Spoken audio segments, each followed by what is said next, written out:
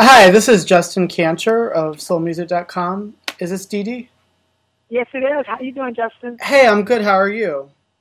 I'm doing fine. I'm doing fine. Long time. Yeah, I'm sorry for being late and calling you. I've been doing actually several interviews with artists from this Cool Million project, and it just so happened, which rarely happens, that Saturday mornings seem to be the day this week.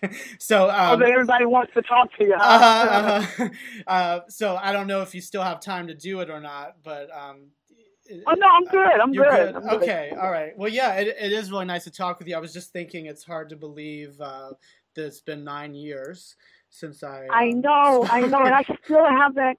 I still have the bio that you made for me. I look at it all the time, and I always I wonder whatever happened to Justin. Then I look on my email and I see your name up there. Oh wow! Well, I was really I got a pleasant surprise and thrill from seeing that you were involved in this project. And what happened was David Nathan, who owns the site soulmusic.com, he forwarded me the information about the Cool Million Back for More CD, and he said, would you like to interview some of the artists that are taking part in it? And when I saw your name, I was like, wow, I talked to Dee Dee when she had her last CD out, and that would be really cool to talk with her again. So because I didn't, it was sort of similar here, because I didn't know if you were still doing music right now or if you had gone into something else or what. Right.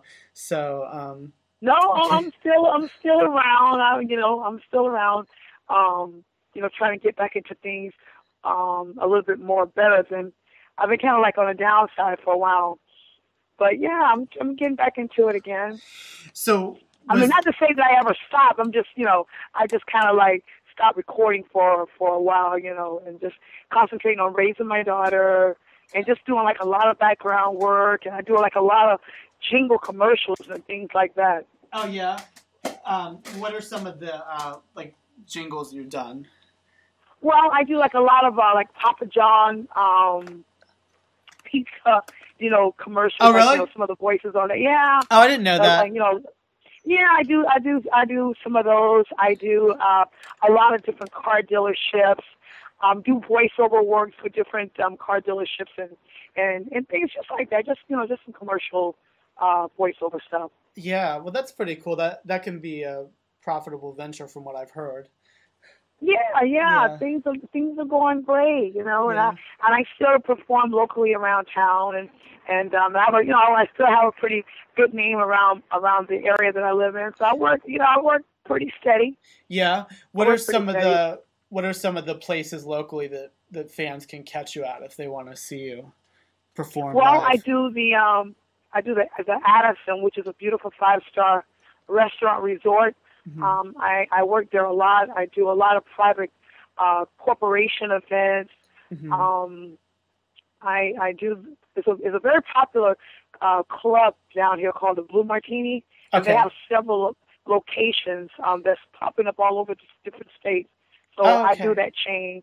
Yeah, I do that chain. And is this This is in the South Beach area or it's somewhere in Miami? South Beach. Okay. Yes, it's in the South Beach. It's in Naples. They're like popping up all over the place. Tampa, Orlando. Okay. So so I've been going around doing that, and they have a lot of casinos popping up, and I do a lot of the casino, some of the Hard Rocks. So. Oh, that's cool. Some of the Hard Rock, Yeah. the cafes. That's pretty cool. So, you said that you had experienced something of a downslide. Was there a particular change in the music industry or an event that you had gone through that caused you to take a break from it for a while? Well, the thing about it is that I'm not really happy with the music scene. I'm really not. I'm not feeling this new music. Right. I mean, to me, it's just not music with soul.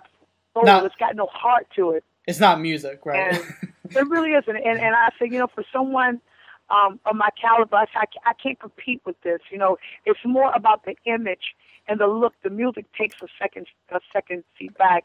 And I said, well, you know what? When they decide that they want to hear real music from real artists, I said then I'll resurface again. Until then, I'm just gonna watch the watch the young people do their thing. Mm-hmm.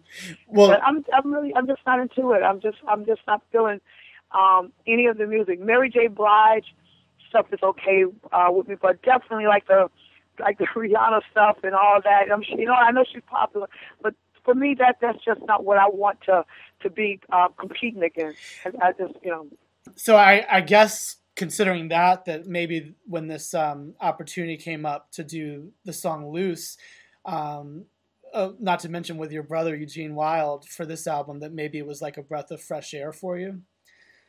Oh, absolutely. Well, I still perform with my brothers all the time. And even though we have not commercially released recordings, we still do record them. Mm-hmm. And I still get a chance to work with them. So we have our own supply of still good R&B music in our family vault, as I'll put it like that. So when the opportunity came for us to be involved in this project, because, besides me and Eugene, my brother Broomfield and my brother Audio, right? They both contributed songs. I'm like, this could be kind of cool. Yeah. So we each helped each other in the studio on those songs. So yeah, that was real cool to get involved with. Well, yeah, because that was where you had your first breakthrough. Absolutely. It's been a while since I've been back over there. So I'm like, yeah, anything for the European market. Because I was going to say, you had some records out there that, are still really loved to this day when you did I Found You and No Way Out and Lap of Luxury. Right. Yeah. Well, and actually, you've mentioned that the family is continuing to make recordings together. And what it brought to my mind was how much over the years the collective works of all you guys has really had an impact on lovers of real soul and R&B music. Because, a few years ago on the internet, and this was after I first spoke with you, I started finding out about Al's "Gonna Miss You" record, and you mentioned Audio. Right. Vince, I had picked up his Romantic album, which I thought was really, and you sang background on the title track, which really, I was like, oh, it's Dee Dee singing on there, and it was such a cool song. It's a very interesting family musical history, I think, because you guys have made so many recordings. When you talk about session work in different styles, you've had the opportunity to work with some very talented and legendary artists from a number of styles of music. I remember that I think you even did some session work with James Brown at some point. Yeah, James Brown was actually the first artist that I ever walked in the studio with. I was 16 years old. That was the first. Wow. The first. I mean, imagine, you just now starting to sing, and you get an opportunity to sing with the King of Soul. I mean, it's unbelievable. Godfather of Soul. And that was the first time I ever walked into a recording studio. Didn't know what to expect or nothing. It was the Body Heat album. What were the circumstances surrounding that? Like, how did you literally walk into that as your first gig? Well, yeah, no, right? Well, actually, when that happened, I was, believe it or not, I was married at the time, 16 years old. What was I thinking? Wow. But I was married, and my husband at the time was a drummer, and he was performing with this jazz artist. Her name is Carmen Lundy. Actually, she's done some really good things too. Yeah. Yeah, and he was actually the drummer for her band, and the session came to her. Okay. And she didn't know anybody. But she knew that I sang. And she said, why don't you come and do this session with me? And she asked me, she said, do you know another singer that you could call? And I knew this other girl who had never been to the studio either. Uh-huh. And she's not even a professional singer. To this day, that's probably the only time she's ever walked in a recording studio. So imagine you getting to sing with the Godfather of Soul, and you're not even a professional singer, and never did anything with singing ever again. Wow. So it just shows sometimes being in the right place at the right time. Most definitely. Well, what do you remember about that session? Did you actually was he in the studio when you did it, or how did that Actually, all go down? he was in the studio. I mean, to be honest, it was great recording until it came time to get paid. Really? You know,